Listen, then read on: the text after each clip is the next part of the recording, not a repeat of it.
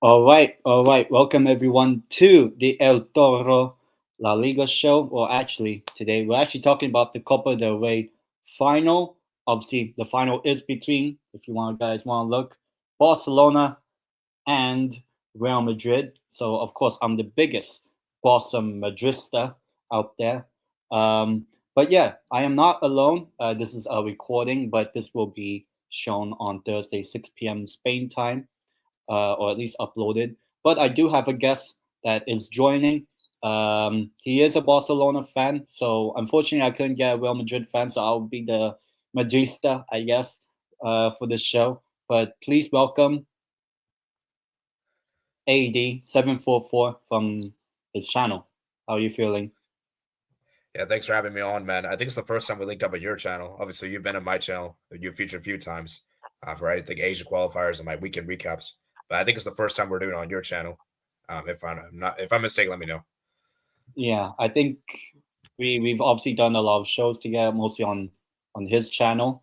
But yeah, this is the first time that AD744 is on my channel. This time we're previewing the Copa del Rey final. Um, Obviously, for you as a Barcelona fan, well, to be honest, Barcelona are the home team for this final. So, how do you feel being in this situation? A possible trouble, the only Spanish club that could win a trouble, but just for this Copa del Rey game, just that alone, how do you feel about it?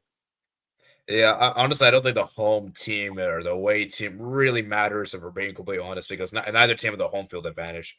So it's going to be played in neutral venue. So it really doesn't really mean much. And for Barcelona, man, I mean, this El Clasico.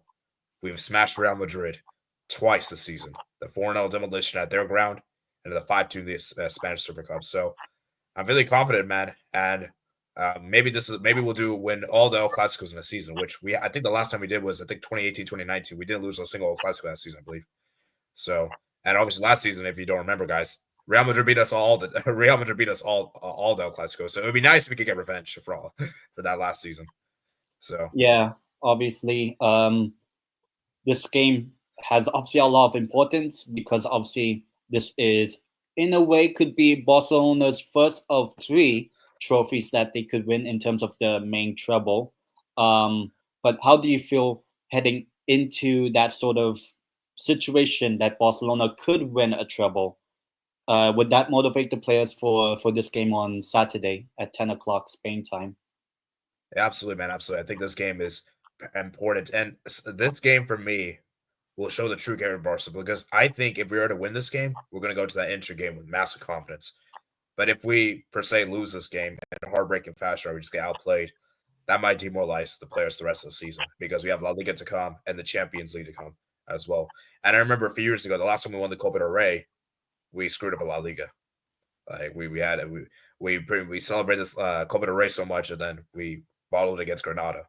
So I really don't want to be in that situation where we do the same thing this season. So I want to take one game at a time. For me, obviously, trouble would be amazing. I would love the trouble, of course. But for me, the trophy that I want the most of the three is the Champions League. That's the trophy I really, really want because I haven't seen Barca win the Champions League. Barca hasn't won the Champions League since 2015. We won Copa del Rey a few years ago. We won La Liga a few years ago. But the Champions League is something we haven't won in so long. So the Champions League means the most for me.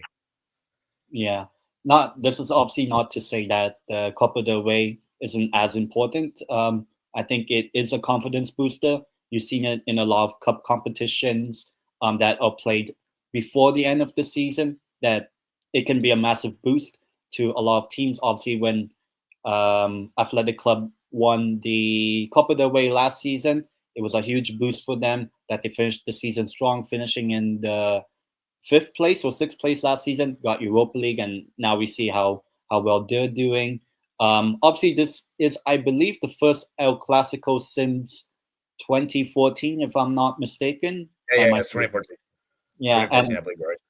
yeah, I believe so. And if you remember, if anyone's old enough for whatever to remember that, that was the game that Gareth Bale announced himself against Barcelona, making probably one of the best solo goals I've seen in a El Clasico. Obviously, I think I forgot the player he beat to It was Bartra. basically. It was Bartra. I think it was Oh Bartra. yeah, Mark Bartra. Yeah, now at Betis, I believe. But Yeah, obviously this game has a lot of historical context, but this is the first time I believe in 11 years that both teams are playing in a Copa del Rey final, which shows that you know the Copa del Rey is not always going to be El Clasico, El Clasico, El Clasico. We've had different teams win it in the past. Obviously, last season we had Athletic Club beating Mallorca. We've seen Real Sociedad win it. We've seen Real Betis win it. Barcelona haven't won it since I believe 2019. I believe, if I'm I not think it was mistaken. 2021. 2021, I think we won. 21, and I think also 2019. But yeah, this competition does have different winners as well. But yeah, how do you feel with the team heading into the game? Like, obviously, your last game was against Mallorca on Tuesday. You only beat them 1-0, but this was kind of the first game in a long time without Robert Lewandowski as your center forward. Are you worried that might be a hindrance because in that game you had like 40 shots against Mallorca, but only scored 1 goal? I know you won, but is the absence of Lewandowski, who is almost guaranteed to miss this game, is that a worry for you in this one? Yeah, I feel like Lewandowski is a player that is either very overhated or very under disrespected. Because the thing is, like, he's been scoring a lot of goals this season. Now, sure, he's not been as prolific as you would probably hope he would be. Because the thing is, like, you give level 10 chances, he's probably only to score 1 goal. Like his conversion rate isn't good, but he's still scoring. That's the important thing. See, I would take a player that's scoring that's not scoring. You know, and that's the thing with Lewandowski. And we have to keep in mind his age. He's 36 years old. Doing this is pretty insane. I don't think most players could do that at 36, with all due respect. Yeah, So I think it's going to be a big miss. And as much as Ferran Torres has been good this season, and he's been good, I don't think Ferran Torres is that good. I don't think he's that amazing. You know, obviously he's been better than we've seen in previous years. But is Ferran Torres ready to be the starter? You know, so Hansi Flick has a big decision to make. Do we start Ferran Torres in this final, or do you go for a crazy option of starting Danny Olmo as a false nine? I mean, as a Spanish fan, you probably know Olmo. You've seen Olmo the Euros. Do you think which would, if you're a Hansi Flick, which one would you do? Ferran Torres a striker or Danny Olmo a false nine?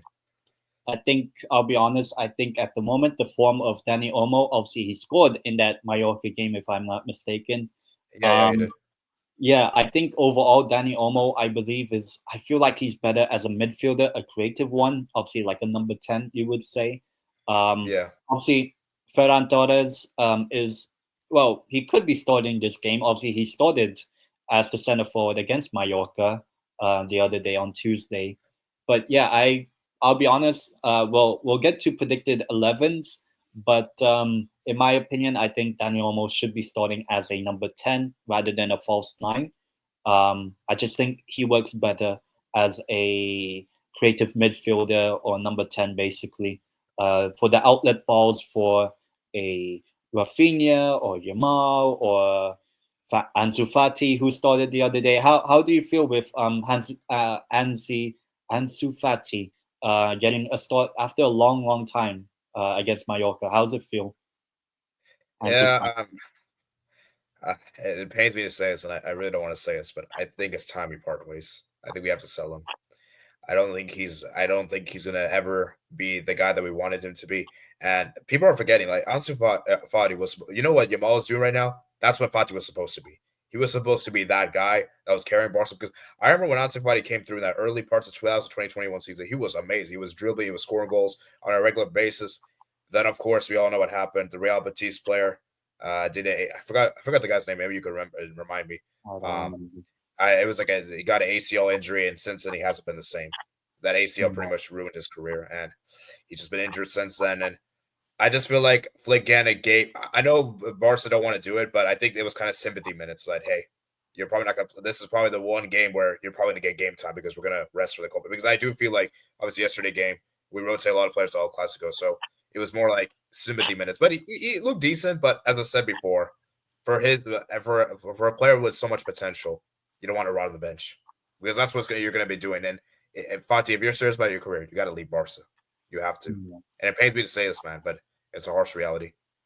Yeah, I mean, obviously, I remember Ansu Fati back in like the 2018, 19, 20 years when Barcelona were actually last in a UCL semifinal, but that's a different competition. But for the Copa del Rey, let's get to predicted 11s. We'll start with the quote-unquote home team. I know this is played in La Cartuja in Sevilla. Not the home of either Betis or Sevilla, but it's one of the Olympic stadiums, you would say, in Spain. But yeah, predicted 11, I guess goalkeeper, I think, I'll be honest, it should be It should be Cesny. Szczesny. Yeah. So no changes there. Left back, I'm actually going with Gerard Martin. That's my pick as left back for Barcelona, my predicted 11 or starting 11 if I was. How you feel with Gerard Martin as left back? I'm not a huge fan of Martin. I'll be honest with you. I feel like a lot of goals we've conceded this season has been down to Martin in particular. But obviously we don't have any choice because Balde's pretty much out, I believe, for a month, and that's a bad injury because Balde, he was so key for us, and unfortunately we're gonna have to roll with Martin. But it is what it is. I'd rather go with a left back than not a left back. So I've seen some Barca fans say we should play a back three, which I think we stupid. Don't change formation now. No, just go with Martin. Like it's too late to change the formation now. The season, we're already towards the tail end of the season. Yeah, and right back. I mean, I know he didn't start the other day. Didn't even play against Mallorca. It has to be Jules Koundé, right? At right back. Obviously. And then centre back pairing. This is maybe a bit of debate, but I'll be honest. My predicted two centre backs that I think should be starting are Inigo Martinez and Paul Kubasi. Any suggestions? Do you think someone like Araujo should be in consideration, considering he played the other day? No, I with all due respect, I think Araujo is just a squad player. I don't think and we've seen sometimes when Araujo's played, the rare times he's played, Barca have conceded that goals. Like you saw the Sevilla game, I think it was Dortmund game a few weeks ago. Like Araujo's kind of not, it doesn't really fit the high line very well. So I think it's best he stays on the bench and comes as a backup, of course. I feel like these three have been fantastic. I think Koundé, Yago Martinez, Kobarsi, you can make argument they're one of the best defensive partnerships in the world. Yeah. Right at the moment. Yeah, obviously, I think Inigo Martinez. Just a little bit of insight on him. How's his season been? Because I think he's like, obviously people will talk about Rafinha, Yamal, even Lewandowski, Pedri, Olmo, whatever. But I think Inigo Martinez is one of the reasons why Barcelona are still quote unquote very good. You can say defensively. I think he's been a solid leader at the back for Barcelona. How do you feel about Inigo this season? It's funny because if you had asked me this last season, I was like, well, he just came as a squad player. I was like, what is he going to do? Really, he was going to be backup.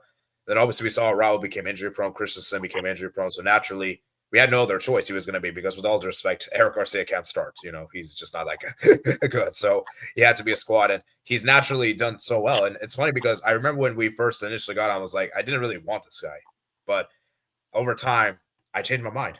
You know, this is the thing with players that form like class is permanent and form is temporary. You know, and I think we've seen that Yago Martinez, even at this age, he's still been fantastic, and he's like pretty old.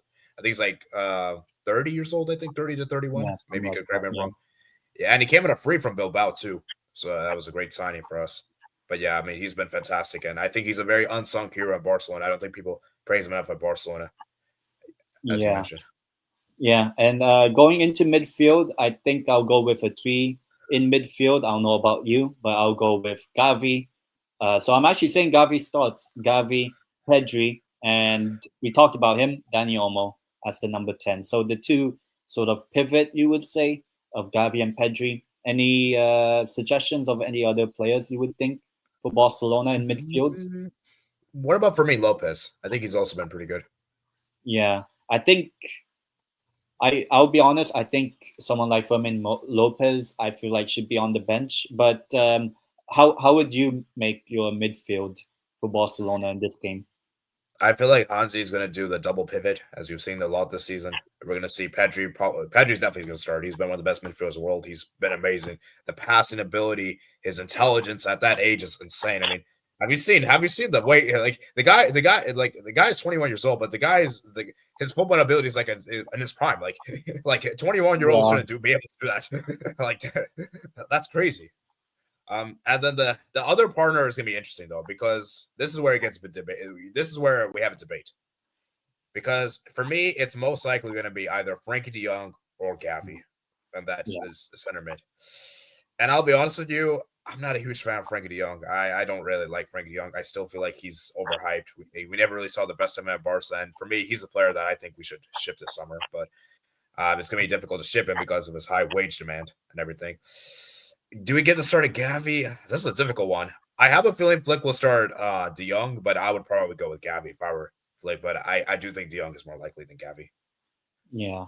And then I don't know if you would add a creative midfielder, or are you adding a third midfielder if you're saying De Jong and Pedri? Do you think Dani Olmo would be starting as your number 10, or are you planning to do a false 9 in your starting 11, predicted 11?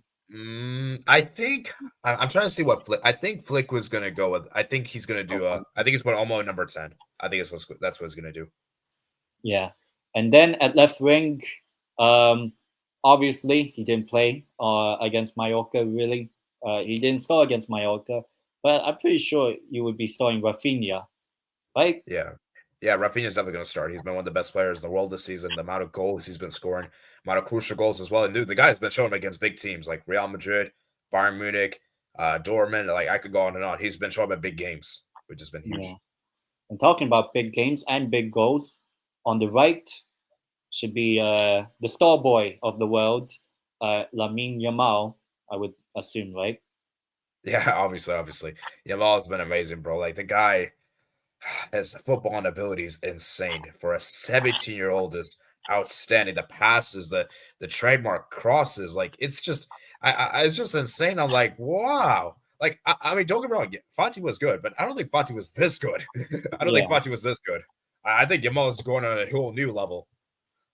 Yeah, and it's obviously great to see. Obviously, as a Spain fan, obviously he won the Euros as a almost practically a 16-year-old. I know he was 17 in the final, but yeah. And then up front as the center forward, this one I'll be honest is you wouldn't say tricky, but there's a case that maybe someone like Fermin Lopez could be a center forward. I think the absence of Lewandowski is going to be tough, but actually, as a center forward, I'm picking Ferran Torres.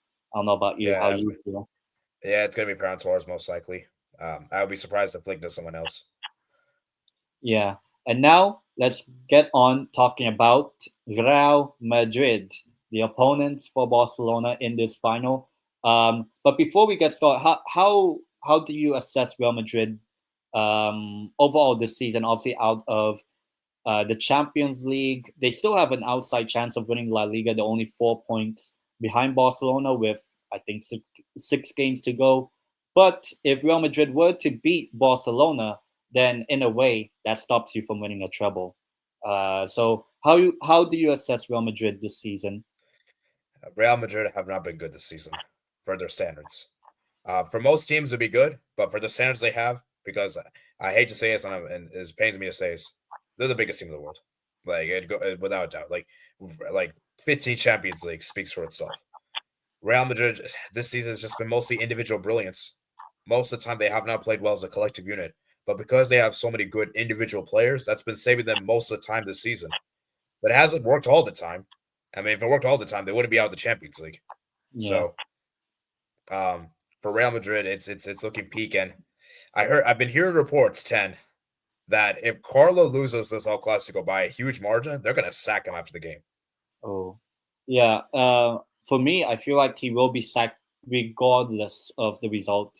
In my opinion, I think he will be sacked after this game, no matter whether they win or lose, Wow. just so that they see out the season. But that's just the reports. We'll see how that goes. But yeah, my thoughts on Real Madrid this season, obviously, not been great. They just beaten Getafe 1-0 at the Coliseum earlier when we do this recording. But yeah, they just not been that great overall. Real Madrid, obviously Champions League quarterfinal exit, the earliest exit they went out since the COVID you can kind of say COVID year 2019-20 when they were knocked out by Man City. They were also knocked out by Ajax the year before. But for Real Madrid, look, I know in the past two finals now that they've played Barcelona, or actually the previous final they played Barcelona back in January in the Supercopa, when they lost 5-2. Do you think Real Madrid might get revenge in this game? There is a possibility, and I think Real Madrid knows that we got to because I think Real Madrid knows that if we win this game, we could just effectively end Barca's season because that's going to mentally destroy them. Because remember, there's another El Clasico to come, the Champions League games as well. I know the crazy thing is, I think Barca have to play Inter and Madrid in a span of 4 weeks, 4 games Yeah, against them. That is crazy. That's yeah, ridiculous. But yeah, I just think for it at Real Madrid, I think they have to be motivated for this game. They have to turn up because this is it for them. Like, because let's be real, this is more like you have a better opportunity to win this than La Liga. Like La Liga, you have to hope that you have to hope that Barca does you favors. But this one, it's just one game for a trophy. And I know the Copa del Rey is not as big as La Liga, obviously it's not, but it's better than nothing. Because if you're not counting the Super Cups this season, because those trophies that they won this season were technically from last season's performances, not really this season. You know, the UEFA Super Cup and Club World Cup. You got to win something. And for a team of this stature, this magnitude, not to win a single trophy would be embarrassing. yeah. In terms of the starting 11, predicted starting 11, I mean, goalkeeper, I mean, probably, I would honestly say play of the season for Real Madrid, Courtois. Do you That's agree? crazy to say. That's actually crazy to say. Your best player is a goalkeeper. That says a lot about your team. Yeah, obviously he was somewhat the main reason why Real Madrid. I know they lost 3-0 to Arsenal in that first leg of the Champions League, but he made some amazing saves in that game. Could have been more. Kind of kept them in a way in it in both games against Arsenal, and in a way kept them in the game against Sociedad. But left back, I'm actually going for Fran Garcia. Do you agree, or any other picks for left back, Fran Garcia? Yeah, Carlos should start him, but I mean, you can't start Alaba. You cannot Yeah, start Alaba. You yeah. just cannot. I think I'll be honest. I think Alaba is It's finished. finished. Yeah, that's just Yeah. my opinion and our opinion. And then right back, it's a bit tough. I think right back there's Lucas Vasquez, but there's also been Fede Valverde. But I'm actually going for Vasquez. I think he's been just like Courtois, probably been Real Madrid's better players this season. Lucas Vasquez, I'll say at right back. It's funny you say that because a lot of Real Madrid fans don't like Vasquez at right back. They're like again super against. Like he gets a lot. But to be fair, I don't think he's been that bad. I mean, Yeah, I don't think he's been that great either, but I don't think he's been that bad. So, and I feel like you got to play him as you can't play players out of position. You yeah. know. Yeah, and that's in a way kind of why Real Madrid are searching for a right back. The most likely one at the moment is Trent. But yeah, for center backs, I mean, not really many options. I'll be honest. But I think there's I think two obvious picks here. It's Antonio Rudiger and well Asensio. Ooh, you don't think Chouameni will start at the back? I just think that the qualities that Asensio and Rudiger offer, I think, kind of outweigh Chouameni. But I will say Chouameni is in my starting 11, but not as a center back. I'm going for Asensio and Rudiger. What do you think? Yeah. See, it's a tough one. Rudiger will definitely start. I'm very positive of that. It's just that Chouameni Asensio is kind of like 50-50. If I were Carlo, we don't because obviously we don't know what Carlo's going to do. I would go with Asensio at the back because he's a natural center back, and we were talking earlier. Like you Yeah, don't play players out of position, so I don't think like it really depends because I think if Valverde plays at right back, then then I I think think you kind of Chouameni, have to do Chouameni. Yeah, yeah, Chouameni is probably going to be its center back. So I think it kind of goes like I think it depends on whoever the right back is, in my opinion, for yeah, that. yeah. I think that's going to be a huge debate. Obviously for right back, we said about Vasquez, but a player like I always forget the names. Um, how come I can't remember his name? The right back that has an ACL. I can't Oh, remember. Oh, Carval. Carvajal. I don't know why I can't remember, but yeah, obviously Carvajal being out. Do you think that's played a massive effect of Real Madrid's defensive line this season? Carvajal Of being course. out for the whole season, basically. Of course, man. He's been one of their best. I mean, we saw how good he was last season. He was one of the best right backs in the world, and he was important and scoring that goal there, defensively outstanding, attacking wise, gives it us all. He was like the best of both. Most fullbacks nowadays are either really good attacking or really good defensively. They're not really anything both, and I feel like Carvalho was a good balance of both. And I feel like the other right backs they have don't really give you a balance of both, you know? Yeah. And then at midfield, I'm going with a midfield three here. Um, I'm going with Chouameni, Bellingham, Valverde. That's my pick, but I don't know. Do you have any other suggestions for midfield? Yeah, it's probably gonna be that three. Modric is. I don't think Modric will start. I think he'll come off the bench, and Camavinga will probably be the same. So I'll probably agree with you on that. Yeah. And then at left wing, I think it's kind of obvious. It'll be Vinny Jr. Do you think Yeah, so? obviously. Yeah, obviously. And then before we talk, actually, we'll talk about the right wing because I think that might be a bit of a debate. Should it be Brahim Diaz or Rodrigo? Who do you think? Because I'll go with who do I go with? I went with Brahim Diaz at right wing. But what do you think? Rodrigo, Yeah. Diaz, Um. or Endrick? And I don't think Endrick will play in the right winger position. Um. I would normally pick Rodrigo, but because Rodrigo's been in bad form, I'd probably go Brian Diaz. Just because I feel like Brian Diaz is a very underrated player, and I feel like whenever he's played, the few games he's played, he's been good. I mean, remember the game against Manchester City at the Etihad? He scored the goal there, and then obviously I think against Atletico Madrid in the first leg he scored. So honestly, I think Brian Diaz should start, but knowing Carlo, he might just start Rodrigo. I wouldn't be Yeah. surprised. And then at center forward, lots of debate whether he should even be in consideration of this game.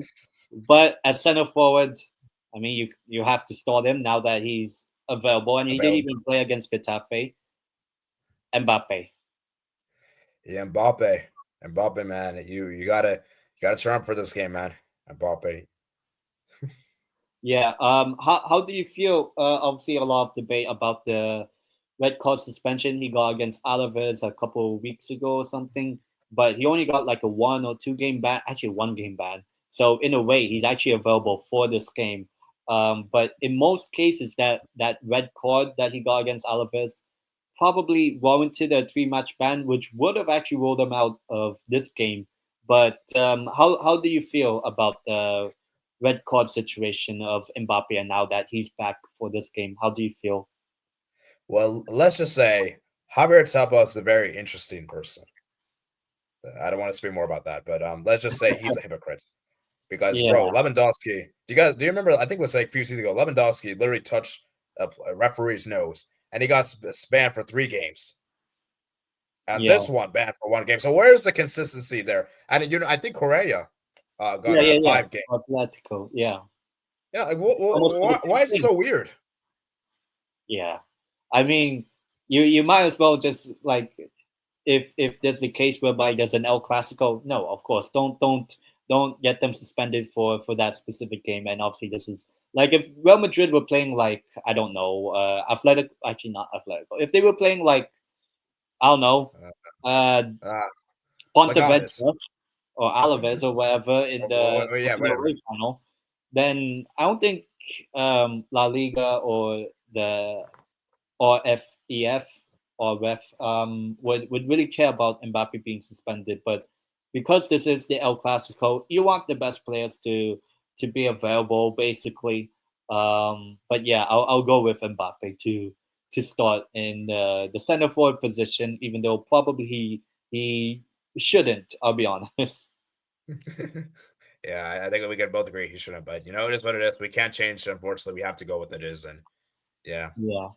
Yeah, it would be an incredible story in a way if Mbappe is the main man that delivers the trophy in this one for Real Madrid. That would be a huge talking point amongst everyone. But now it is time. We're about to reach around 30 minutes of this preview. It is now time for the score prediction. I'll let you go first, since you're the guest here. What is your score prediction? How will the game be played out? Do you think first half, second half? How prediction on this game? Hmm. I feel like this one will not be as high scoring as the previous two games. I feel like Real Madrid will be more cautious. They're not going to be as naive as they were in the last two ones. But I still feel like Barca's got this. And I was just looking at Real Madrid defense. Vasco as a right back. Potentially maybe Alaba, potentially. Then Rudiger has not been that good this season. Like I just think Real Madrid's defense is really suspect. It's really all over the place. And I look at the attack. I just think the attack is very individual based. I just don't see them playing well as a team. I just think they're going to do their own thing, and it's not going to really work. You know, out of that midfield. I mean, I just think that midfield it looks good on paper, but will it actually function? That's a bigger question. I just think there's too many questions with Real Madrid. There's way too many uncertainties. Where at Barca, there's a lot of certainties. We know that they're going to score goals. We know they may concede one, but Real Madrid will they keep a clean sheet? Very unlikely. I know they've kept a clean sheet few games, but I mean, Getafe, Barca are way better than Getafe, so like that's not even debatable there. So I got Barca to win this. I'm gonna say 2-1 after extra time. I don't think it'll Oh, be as high scoring as the previous ones because I feel like Real Madrid will not be. I think they'll be more. What's it called? I feel like they'll be more up for this game. I don't think they'll be as naive as the last two ones. So I'm gonna go with Barca 2-1 after extra time. What do you got?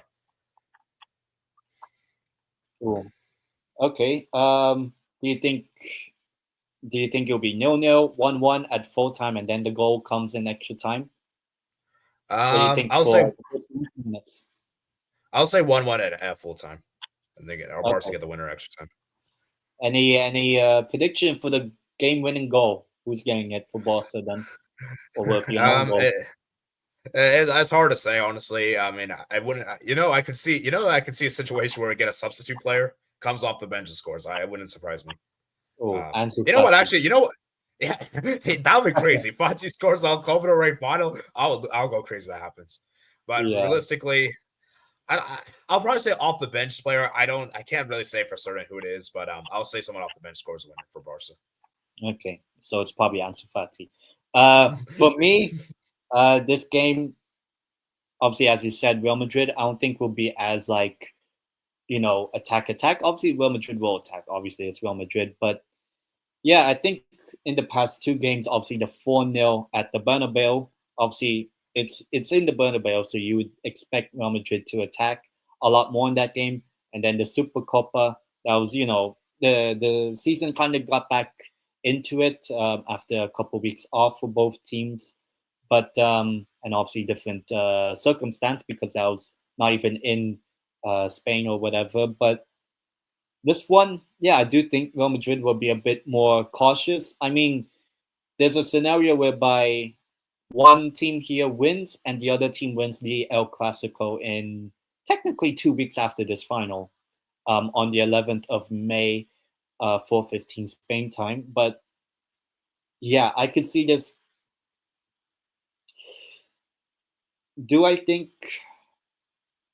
I do think both teams score, and I think the game ends in 19 minutes. I could see a scenario whereby I wouldn't say it happens like how it was in the 5-2, but I could see Real Madrid scoring first.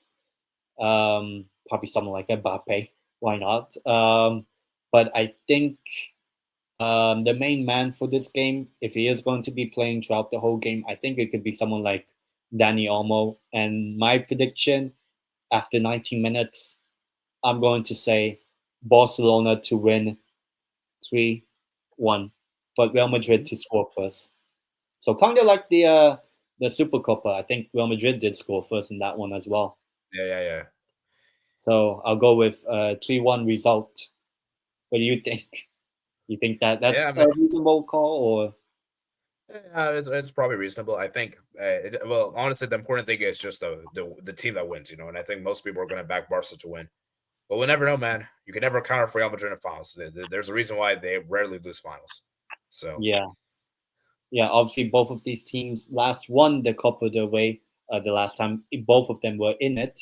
Real Madrid a couple of seasons ago when they didn't win the Champions League and La Liga, and Barcelona was in 2021, I believe, right? yeah, 2021. Yeah, and that's when Barcelona didn't win the La Champions Liga and League, Champions League obviously. So and La Liga. yeah, obviously, looking ahead, this is the first of the treble, you would say.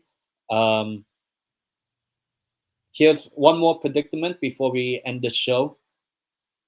If you had to win and lose, would you rather win the Copa del Rey but you lose the El Clasico in La Liga in a couple weeks, or would you rather lose this one, the one on Saturday, but you beat Real Madrid in La Liga? Which one would you? Which one would you take? For me, I'd rather do the La Liga one because I think La Liga is bigger than Copa del Rey. So if there was a struggle for us to sacrifice, I would gladly sacrifice this one. Yeah, and I think, in my opinion, I think that might be the case. I do think Barcelona and Real Madrid will get one win against each other over the next 2 weeks. Obviously, the Copa del Rey probably, I don't know. It could be as big as the one in El Clasico or in La Liga in a couple weeks. Um, but yeah, that basically wraps up the preview of the Copa del Rey final. Yeah, AD, shout yourself out. Yeah, so I'm 8744. I just reached 2,000 subscribers recently, guys. So it's been a journey, and yeah, like it's been great to have you guys. Great for you guys to join from my channel. Of course, if you're coming from my channel, please subscribe to tendeitem. He's a very knowledgeable, smart person as well. And yeah, my handle is at 8744. You can find me in my socials at arpon.744 and on my YouTube at 8744. So thanks for having me on, Ten. Yeah, I mean, it was really nice to have you on as well. First time, you could probably say, on the channel as a guest. But yeah, as I said, that wraps up our preview of the Copa del Rey final. It's going to be a big one. I'm not sure if I'll do a watch long for it. It depends on what my plans are on that specific time. Because it is at 10 o'clock. I don't know if I'll be out drinking with friends, maybe watching the game, or I might be just here at home, probably watching it, doing a watch along. So I'll see how that goes. But yeah, otherwise, I'll see you guys in the next one. Please also like the channel, subscribe to my channel. Obviously, do subscribe to AD744. I will put the link or his at on the title of this preview show when this is uploaded. But yeah, I will see you guys in the next one. Peace.